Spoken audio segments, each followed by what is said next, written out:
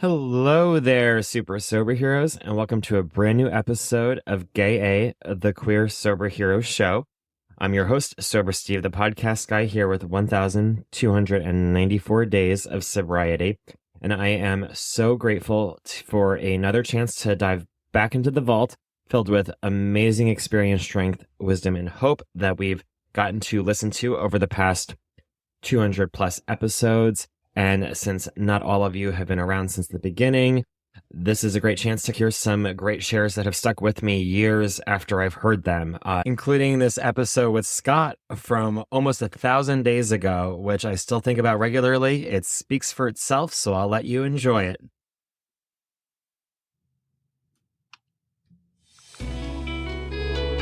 Hi, everyone, and welcome to Gay A podcast about sobriety for the LGBT plus community and our allies. I'm your host, Steve Bennett Martin. I am an alcoholic, and I am grateful for my career where I get to help seniors. As of this recording, I am 330 days sober, and today we're welcoming a guest to share their experience, wisdom, and hope with you. Welcome to the show, Scott. Why, thank you, Steve. I'm delighted to be here. Scott G., recovering alcoholic, here with you today, and all the way from Queensland, it's a state in Australia on the East Coast. So, wow. Very far away from where I got sober in Boston, but that's part of the sobriety journey. Excellent. Then to get started, why don't you tell us about what your sobriety journey was like? Yeah, absolutely. And please feel free to flash time card signs at me. Okay. Look, I guess just for anybody listening, I used to work in marketing as my first career, and we always had to run everything past the legal department. So the legal department, for AA, I am not a spokesperson for AA. I'm just a garden variety drunk. So for anybody listening, I don't represent AA or any.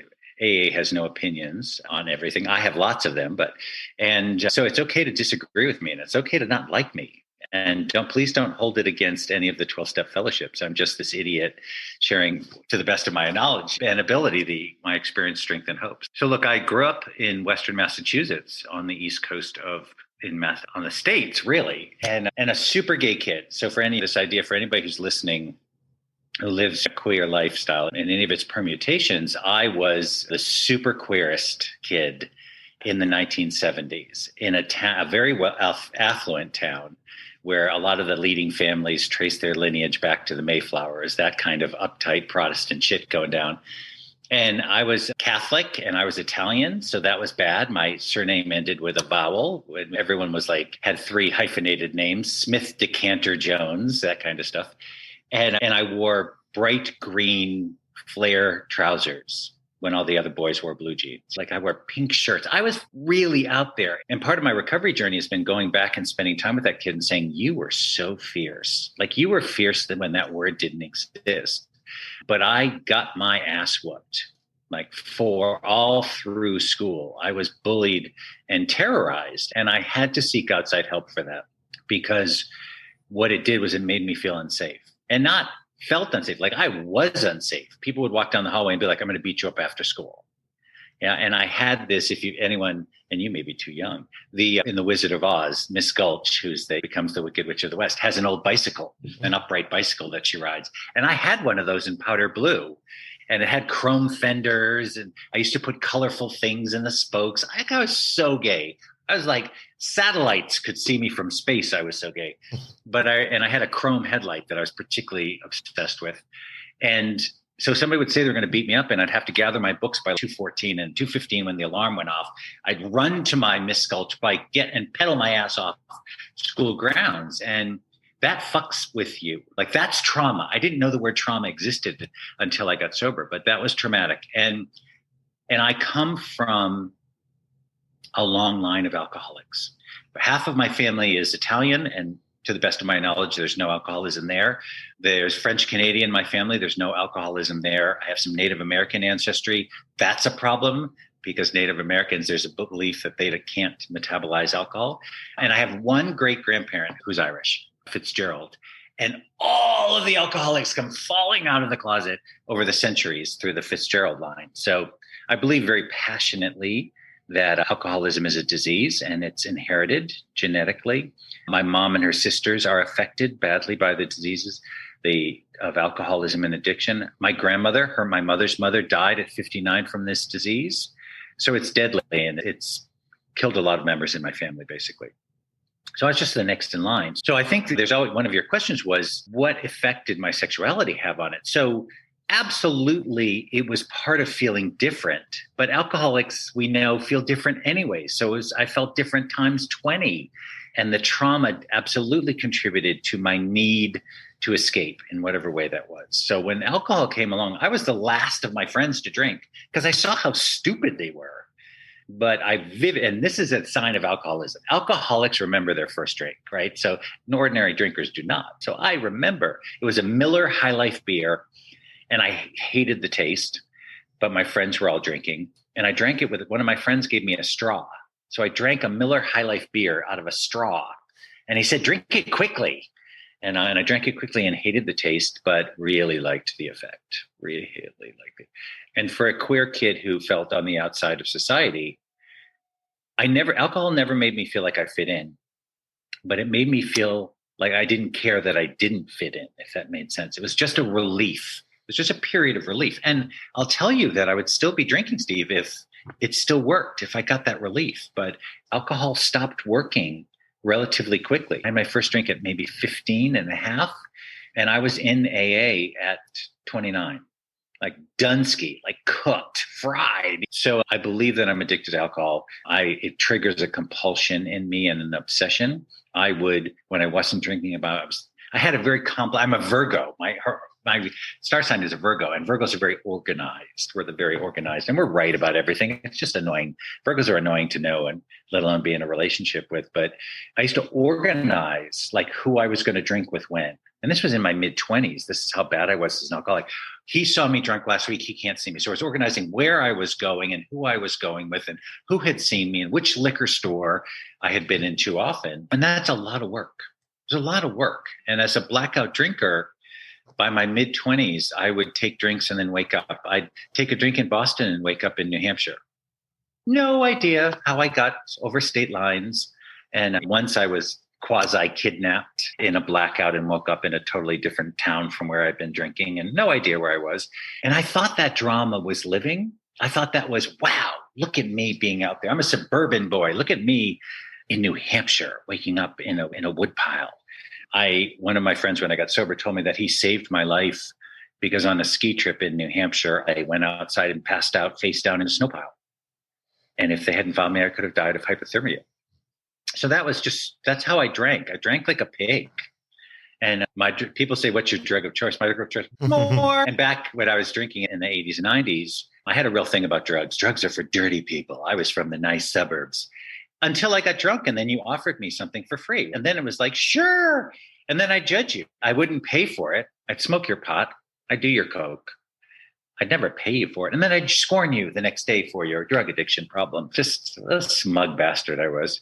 And look, the bottom line is I got into dangerous situations with dangerous people. I ended up dating a bartender in a gay bar because I figured out, this is a very good strategy, by the way. If you are having sex with a bartender, you never have to wait for drinks. That's anybody who's still drinking, if you want to get out there, like date the bartender. So trays used to come around and never had to wait because part of my alcoholism was once I started drinking, I had to feed the monster. And there was no waiting in line. So that was the scariest thing. I didn't go out on New Year's. I'm an alcoholic. I didn't go out on New Year's because it was amateur night. And you had to wait. It was fuck being social. It was about, I had to feed the disease. So two things happened when I was 29. One was I was dating a super hot Frenchman. He was an interior designer. He met me at the gym and he was like 16 leagues out of my dating. It was just, I don't know where he came from. And his name is Ned. And he was sober 3 years. And I went to his house one night for dinner and I brought a 6-pack with me. And Ned opened the door and he looked at me in horror and said, Scott, remember I told you I'm a recovering alcoholic? And my response was, yeah, I know. That's why I only brought one 6-pack. Right? That's how inconsiderate and selfish and self-seeking I was. That was just for me. I brought what I needed on this date with this hot Frenchman. And he broke up with me. We didn't date very long, but he said something that was super important to me. He said, you're dangerous to my recovery. And it was the first time I'd ever heard, I knew my drinking was dangerous for me, but I couldn't stop. I heard that it was a problem for someone else. So that was the first signpost. And the second was my best friend growing up had a beautiful partner named Tim, and Tim got sober. And we used to drink together and take drugs together. And all of a sudden, Tim was bright and shiny on Sunday mornings. And he wasn't spending his rent money at whatever it was, Club Cafe, I think it was in Boston at that time. I don't even know if it's still around. But and I watched the quality of light change in his eyes. And he looked shiny and happy. And I had crippling hangovers, and often tell the story about how my closet in my little apartment in the south end of Boston had louvered doors on it for air circulation. And my bed was close to the closet doors. And I was particularly allergic to red wine. And I would projectile vomit red wine from my bed into my closet. I would vomit through the louvers, and it would end up all over my work clothes and all of that. So I'd open up the next morning, there'd be stripes of red wine and vomit on my clothing. That's the kind of messy drinker I was. And I got sick and tired of being sick and tired. And the epic moment for me was on Sunday. Usually I vomited a lot because I was so allergic to alcohol. And when I would go out for a night, I would put 3 extra Tylenol along my kitchen counter and 3 glasses of water before I went out. That's how much planning had to go into my alcoholism. And when I'd come home, hopefully I'd see some water and take the extra Tylenol. But at the end of my drinking, I decided that projectile vomiting from my bed was becoming a problem, not to mention wetting my bed. And I had friends that were shitting themselves, and I knew I was not interested in that narrative at all. So I took to sleeping in my bathroom on Sunday nights. And I had this really expensive Polo Ralph Lauren comforter. It was very important that you knew that it was Polo Ralph Lauren too, right? I was all about labels. I wore Brooks Brothers suits, and I was very ripped, and I did step aerobics. It was all about looking good on the outside and having a God-sized hole on the inside. And so I used to sleep sideways on the toilet. And my rationale was if I vomited, at least some of it would get in the toilet.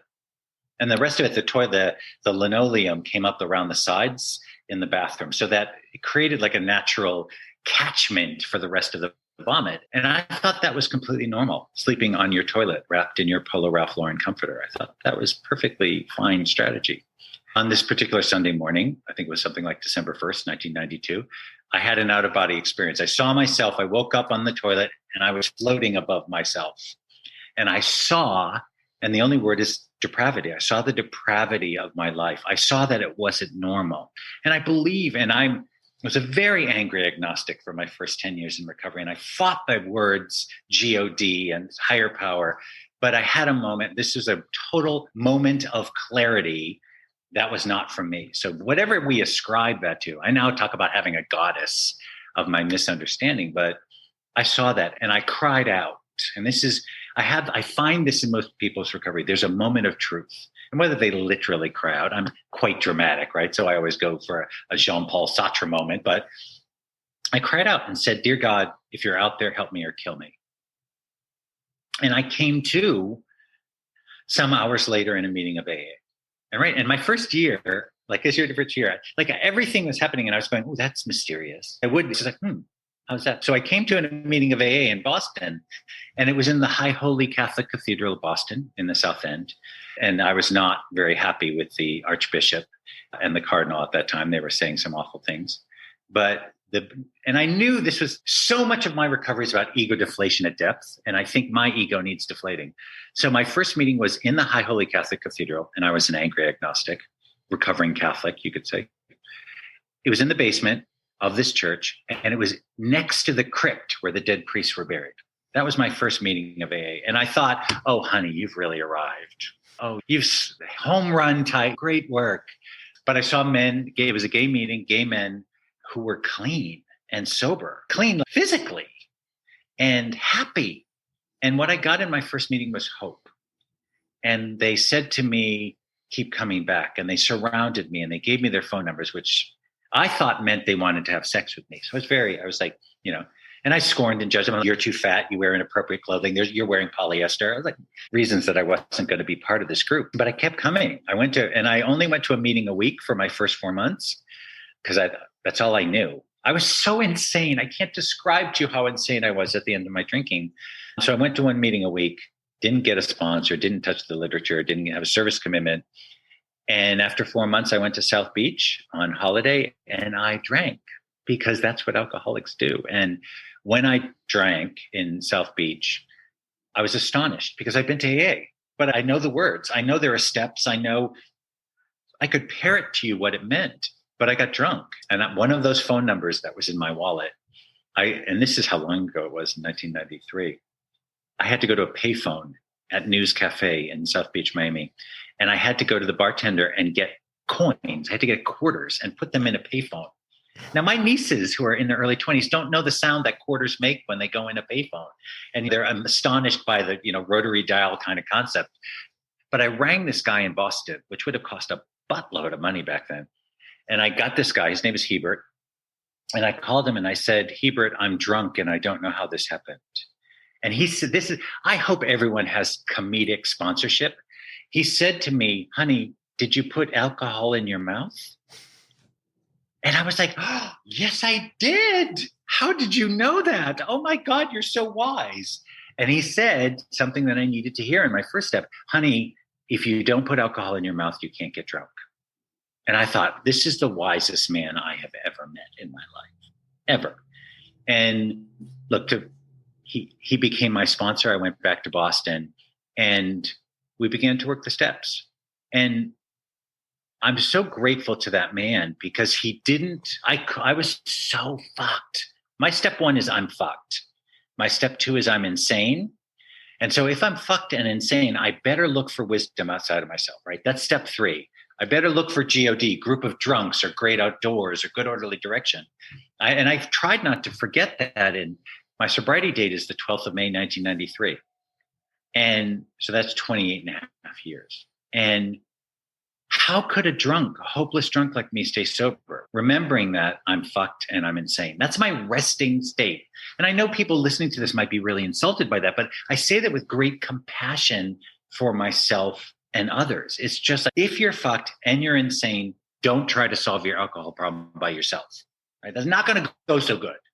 Crazy plus crazy is going to equal crazy, right? So this man started taking me through the steps, and he didn't say to me, step one, he didn't say, are you powerless over alcohol and is your life unmanageable by you? That would have been Mandarin to me. He said, honey, have you had enough? And that continues to serve me whenever I'm struggling in recovery. I've struggled with credit card debt. I've struggled with sex behavior, with food. And my sponsor, I've had the same sponsor now for 24 years. And he just says, I'll be up to something, because I'm always up to something, by the way, and I'll call him and say, oh God, I'm in the cookies again.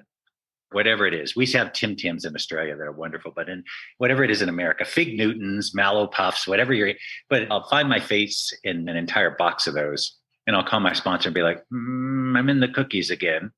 And the journey to recovery starts with just, have you had enough? All right. He'll say, have you had enough of the compulsive spending? Have you had enough of the credit card debt? Have you had enough of the cookies? And when I say yes, then I can start to make progress in recovery. So for me, working the steps has been an entire new way of looking at life, because I was so focused on outwardly. The last thing I wanted to do was look at my own shit. And we're in the 4th month of now, and it's the 4th step. The 4th step changed my life. The 4th and 5th steps are the game fucking changers. So I realized I was fucked. I was insane. I was going to look for wisdom. So I got a sponsor, started working the steps, got a home group, got a service commitment. And in step 4, I learned about the instincts. So the most important things I've learned are, I have a progressive fatal disease that's incurable. I can get a daily reprieve contingent on my maintenance of a spiritual condition, and to look at my fears and instincts. So my partner, Steve, and I just bought a beautiful 3-acre property in Australia. He describes it as, we've bought an abandoned Boy Scout camp. It's in really rough shape. And so as a perfectionist Virgo suburban boy, I'm triggered as fuck, because the gardens are messy and the houses are falling down. And I have to realize what I was taught in the 4th step are, I have instincts for security, self-esteem, personal relations, money, and sex. And whenever any of those instincts are triggered, I behave badly or I go into panic.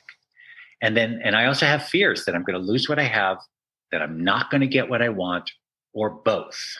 And I learned that in the fourth step, that when I'm triggered, it's not about you, it's not about what you're doing, but it's about my instincts. So moving into this house has affected my instincts for security. There were big gaps in the forest. We have 6-foot pythons that live in the forest where we are in Australia. Like, we have big monitor lizards, all kinds of poisonous spiders, and there are gaps everywhere and doors and shit. So my instincts for security are triggered as fuck right now. And then, but when I realize that and call my sponsor and tell him, it dials back the anxiety, right? So in 4 and 5, I realized I'm riddled with character defects. All of my resentments, I have the character defects of pride and anger. Every single resentment, the character defect. Pride is, I know how you should act. I know how the president should behave. I know the weather. I know. And nothing separates me from my goddess, from my spiritual self, and my fellows faster than me knowing what's best for you. And I spent so many years minding your business. Oh my God. And I was full of helpful advice. But what AA taught me is that while I had lots of opinions, I had very little experience. Right? So I used to give my friends relationship advice. I'd never been in a relationship. My sponsor started saying, do you have experience in this area? And I would say, no. And he'd say, okay, restraint of tongue and pen. Let's not give advice where we don't have experience. And when I got to be about 15 or probably more likely 20 years sober, it occurred to me that most people are not interested in my wisdom and my experience. And so nowadays, even with my sponsees, I've got 5 sponsees at the moment. They'll call me and they'll be talking about, I was going to say crapping on about something. That's really what I meant. I was going to, and I'll say, would you like my experience on this? Or are you just venting? And 99% of the time, they're like, no, I'm just venting. I'm not actually interested in your wisdom. I'm like, okay, saves me so many words. I don't have to solve your problems today. So look, when I did my 4th and 5th step and finished it in Boston, my sponsor said to me, Scott, you're an alcoholic. You've got these resentments. You've got these character defects, pride, anger, lust, sloth, gluttony, greed. He said, first of all, congratulations. You're a member of AA. You've done your 5th step. And he asked me a question. He said, what do you want your life to look like? And I was astonished by the question. And I was a frightened kid. I was never going to be more than 10 miles from my parents. My sister lived in Boston. I was never going to leave my friends. I had a great home group.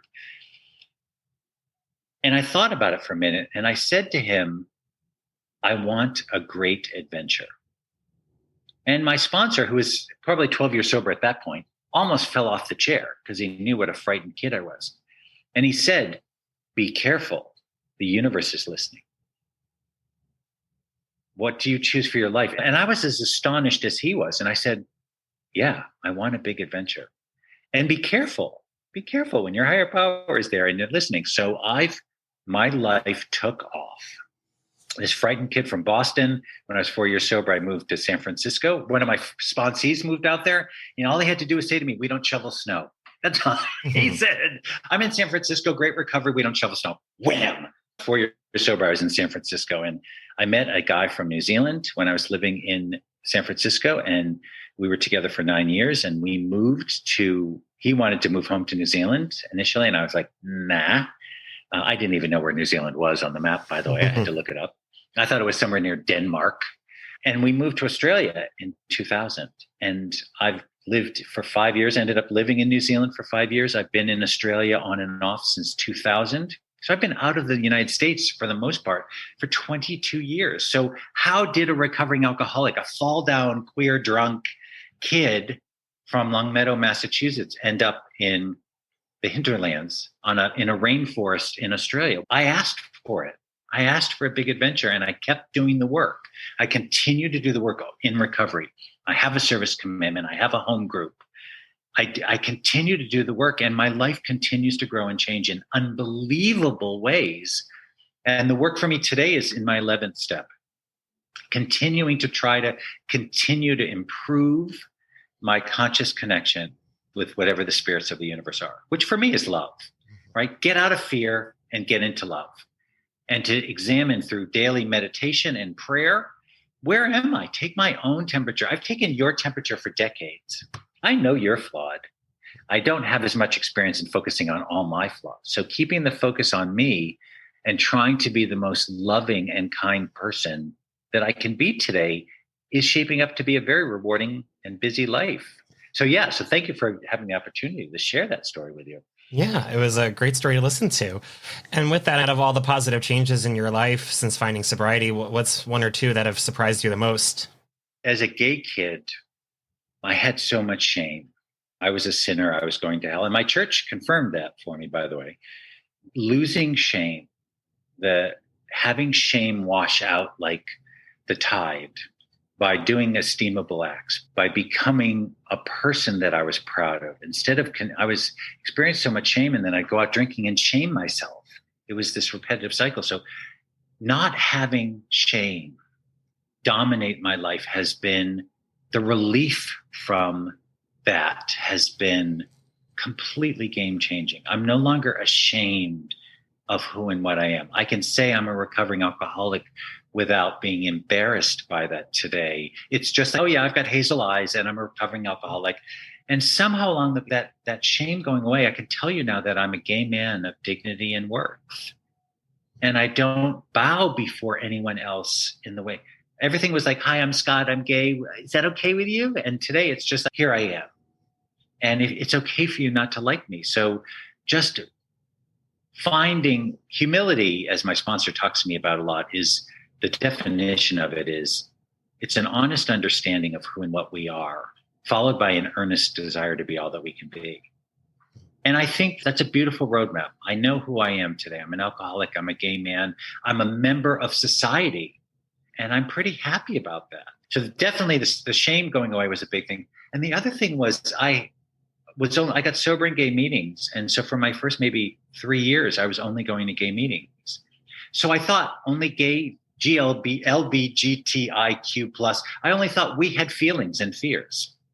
And then I needed to start going to morning meetings at about 3 years sober because I was batshit crazy again and couldn't make it through a work day until the night meeting. So with my sponsor, I started going to a morning meeting in Boston, and there were straight people there. And I was sitting next to these gigantic firemen and policemen and football players. And they were sitting next to me and they were talking about their alcoholism, and they were talking about being afraid and being unsure and not knowing what to do. And it was just this wall came down. Straight guys are afraid too. I had built this narrative that I'm the sissy Mary who's afraid of everything and everyone. And I'm the only one who's afraid. So mixing more broadly in society, I've realized that I'm just a human being. I'm just another bozo on the bus, that my sexuality doesn't define me. It's much more inclusive for me to think about my alcoholism because I can go into a meeting, and I've been all over the world going into meetings. And it doesn't matter if you're a Buddhist monk or a sex worker. It's just like, hey, I know who you are. And that feeling of community blossoming around me has been probably the other super great gift. Yeah, that's amazing. I definitely need to expand my meetings a little bit more. So that's a good kick in the butt for that. I needed to hear it. And you share on your Instagram page how you are an energy healer, psychic, and mentor. Can you share how those gifts have impacted your sobriety? I would say that they've come about entirely because of my recovery. So in the third step, I acknowledged that I was insane and fucked totally. And I wouldn't get a higher power. And my sponsor, who busted me on everything, I could never get away with anything. He just said to me, Scott, let me ask you a question. Do you believe that I believe? And I was like, yes, I do believe that you believe in something. And he said, great, why don't you borrow my higher power? And I was so busted that I couldn't debate him. I was like, all right. And he said, get on your knees in the morning, get on your knees for 2 seconds and say, please help. And at the end of the day, get on your knees and say thank you. And I was like, there is no fucking way. Because it was just triggered me in my religion of upbringing. There's no way I'm getting on my knees. And he said to me, I'll never forget this. He said to me, oh, honey, you've been on your knees for far less than prayer. And I laughed and was like, touche, motherfucker. But I did it. And the first day, my boyfriend wasn't around. I got on my knees and I was like, please help. And then ran. And at the end of the day, I got on my knees and I was like, thank you, and ran. And within a couple of weeks, I couldn't wait, right? So my spiritual I've practiced having a spiritual connection to whatever is out there. it's led me to be curious about lots of things. So I joined the Unitarian Universalist Church when I was about a year sober, and lots of recovering people and lots of people in the queer community were there. And that was amazing for me. We had a lesbian was our minister, and that was amazing coming from the religion I came from. And so I continued to get curious. And then I had friends, my sister had spiritual experiences in meditation, and she was doing astral travel. And one of our best mates became a shaman, and she started doing energy healing. And again, I always have to tell you, it's never about virtue with me. It's always competition or desperation that gets me to do work. But I wasn't going to let my little sister be more spiritual than me, was I? Right? So I followed her into meditation. I followed her into investigating shamanic practice. And I joined groups and I started getting training. And a teacher told me, hey, Scott, you've got intuitive abilities. And I didn't know that. I was 23 years sober. And I didn't know. He said, those things about people, that's not normal. And I thought it was just being a good sponsor. I'd be hearing somebody's fifth step, and I would tell them stuff about their life. And they'd be like, how do you know that? I haven't told you that. And I'd be like, oh, it's just AA. And with some training, I was like, oh, it's a something. It's the thing. So look, being a psychic and a medium and an energy healer is just a skill. I'm a carpenter or an electrician. I just happen to have skills that I can read people's energy. I know what's going on for people, and I can help them with that. But that's from practicing the 11th step, continuously, consciously, repetitively being curious about how I'm connected to the universe. And I still do. I work with the elderly. I do elder care. That's part of my career. And I work with people, great, wonderful people, supporting them, people with disabilities. So I've left the corporate sector altogether, and I'm loving these people, these elders. And when you come from where I come from, I know surrendering my corporate life because it wasn't feeding my soul was very difficult. It was a death of ego that was very painful. And my partner had to support me in doing that because it was really hard. I had to get retraining. I make a fraction of what I used to make, but I'm so happy because I grew up on the East Coast thinking, I can't do work that I enjoy. That's not an option for me. My Italian family, my grandmother used to say, life is a battaglia, Scotty Tomasi. Life is a battle. You're going to suffer and then you're going to die. That's the wisdom from 6 generations of New Englanders. Pull your bootstraps up. If you sever your artery, you put a Band-Aid on it and you go to work. And so all these years later, I'm doing work that I love with souls that I adore and doing healing work that I can't believe I get paid to do. But it took me far out, 25 years to believe that I was worth having work that I enjoyed, that it was a possibility for me. So it's all from AA and the continuous work of step 11 and just dropping one of your questions is what's the greatest thing I've learned is my sponsor gave me 3 statements that have changed my life. One is I give up. The second is I don't know. And the third is it's none of my business. My God, that's my spiritual program. I give up knowing. It's none of my business what you're doing in your life. It's none of my business what's going on in the world. I just have to be the best person I can be. And just if I keep the focus on me, if I keep tending my own garden, amazing things happen. I keep saying this to you, but I'm a drunk from Boston. I'm in Australia. I've been overseas for 20 years. How did that happen? Like, how is that possible for a drunk who used to projectile vomit into his closet? That was my life. And look at it now. Hell yes, I'm incredibly grateful for recovery. And it's a journey that I can't outgrow. We say, I don't know, this is something the Americans say as much, but I have problems in areas where I didn't have areas before. Like I own a home. I have a beautiful partner. None of that was possible for me. It's an extraordinary journey. Yeah. And part of your journey and another thing we have in common is podcasting. Would you like to share a little bit more about your Fierce Conversations podcast? Thank you. I had a girlfriend, part of this spiritual work. I started meeting extraordinary souls who were curious like me. And my girlfriend started a spiritual magazine a couple years ago called Fierce Truths Magazine. And part of recovery for me is I used to say no to everything. There's a story my parents used to tell when I was first going to kindergarten. My parents sat me down as 4 or 5. You're going to go to kindergarten and you're going to make friends. And it's going to be wonderful. And I said to them, no, thank you. But my poor parents were very young when they had me. And they were like, what the fuck? What do you do with no thank you? That was I didn't want anything to do with life. I wanted to sit on the sidelines. I didn't want to play. And over time, that no thank you, which was my knee-jerk reaction to every opportunity, has become not know.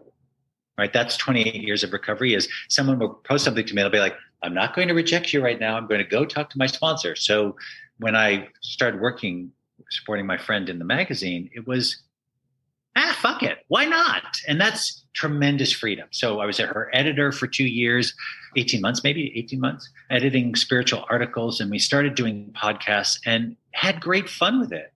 And then it was time for me to move on. So I've moved on from that and thinking about my own podcast and thinking about what's next for me in terms of I'm trying to express my gratitude for 28 years of recovery and the profound changes. Like, I'm a big talker, as you probably figured out, but I'm so undone by the thousands and thousands of hours that I was going to say alcoholics, but human beings have spent with me throughout my recovery, guiding me and offering me helpful experience that how am I ever going to pay that back? How am I ever going to do that? I tried, I've got my sponsees, but I go to regular meetings, but man, I got so much to be grateful for and so many thank yous to give that I think it's time that I step out on my own. And I've been shit scared about that. That's why I'm so proud of you doing your own thing, because that gay kid on the playground with the flare covered pants stands next to me and goes, it's unsafe.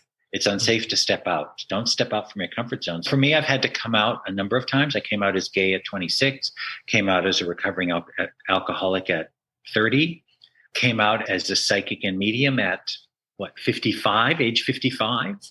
And now it's coming out again as somebody who wants to be more connected to my spirituality and more open publicly about that. One of the things AA has taught me is I thought growing up that courage was the absence of fear. And AA has taught me that real courage is being scared shitless and still taking the action, taking the healthy action, not stupid action, not step in front of a train action, but well-considered action with your sponsor's input, blah, blah, blah. And that to me is another gift, right? Being scared shitless. Like, I recognize the scared gay kid says, don't put yourself out there. But it's in conflict with wanting to say thank you for the incredible life that I've been given and wanting to help other people have their best life. So, yeah, so it continues to unfold. Yeah. And I mean, you mentioned, how you're helping other people. I mean, if you can give one piece of advice to someone who's sober curious or newly sober, what would that be? If you think you have a problem with alcohol, you probably do. People who don't have a problem with alcohol rarely think about whether they have a problem with alcohol. So I would say to somebody, alcoholism is a disease. It's nothing to be ashamed of. And I had so much shame. I was like, oh, fuck. I'm a sissy Mary, and now I can't drink like a man. Oh, God damn it. And I talk about Phyllis. I have the voice of my addict I call Phyllis. She's a 70-year-old woman who lives in a dirty caravan in Scottsdale, Arizona, and she smokes unfiltered cool cigarettes, and her hair is always in curlers. But that's Phyllis. I don't know. This is all hell. You suck, I suck, and it sucks. But there's no shame to being an alcoholic. If you have a progressive faith, my sister had double breast cancer. My sister did not have to work through toxic shame about cancer. She was like, it's cancer. So for somebody who's thinking about alcoholism, if you have a problem with alcohol, there's no shame in that. Just means you can't metabolize alcohol like other people. My partner is allergic to strawberry jam, as an example.